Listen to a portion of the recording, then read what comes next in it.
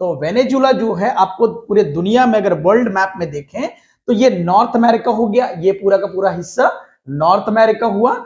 और अगर इसके जस्ट नीचे आए ये साउथ अमेरिका में, तो आपको यहां से दिखाई दे रहा होगा, यहाँ पे ना रेड कलर का जो है यहाँ पे दिखाई दे रहा है, ये कंट्री है, इसको हम लोग बोलते हैं वेनेजुला। इसकी राजधानी जो है काराकस। इसके आसपास में आप देखें तो कई सारे कंट्री जैसे ब्राजील हो गया, कोलंबिया हो गया, ये सब जो है कंट्रीज, चाहे इसके नीचे देखें चिली हो गया, प्रगवे हो गया, ये सब कंट्रीज के आसपास नेबरिंग कंट्री है। तो यहीं पे जो है अटैक किया गया है। लगभग 5 ठिकानों पे क्या किया गया है, यहाँ पे सैन्य हमला हुआ है। किसके द्वारा?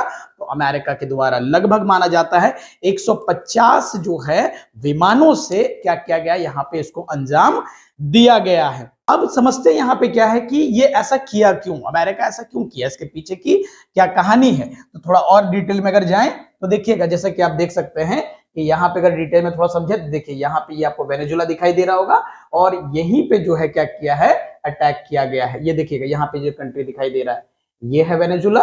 ये साउथ अमेरिका के सबसे ऊपरी हिस्सों पे ये आपको दिखाई दे रहा होगा। तो यहीं पे अटैक हुआ है और मुद्दा इसी को लेकर जो है पूरा गंभीर हुआ पड़ा है। तो देखिएगा, समझिएगा कि रीजन क्या है। तो देखिए, कहा जा रहा है, सवाल तो सबसे पहले उठाया जा रहा है कि जब हम दूसरी बार जब यहाँ पे विश्व युद्ध हुआ, जब पूरे दुनिया में वर्ल्ड वार सेकेंड जब युद्ध हुआ, उसके बाद एक, आप देखें वर्ल्ड वार सेकेंड होने के बाद एक संगठन बनाया गया दुनिया में। उस संगठन का नाम था यूनाइटेड नेशन।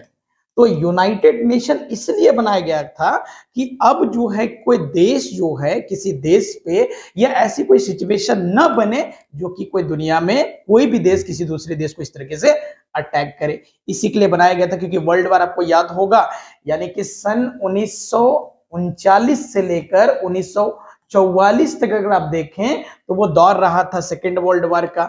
और इसी समय जो है इसको शांति के लिए, ताकि व्यवस्थाएं अब दुनिया में इस तरीके से वापस से न बने, सिचुएशन ऐसा न बने, इसलिए वर्ल्ड वार सेकेंड के बाद बनाया गया था यूनाइटेड नेशन। और सबसे पहले अब सवाल इसी पे उठता है कि क्या कोई कंट्री जो अपने आप में संप्रभु कंट्री है, क्या उस पर कोई इस तरीके से अटैक करके उसी के प्रेसिडेंट को क्या कर सकता है, वहां पे ले जाया जा सकता है?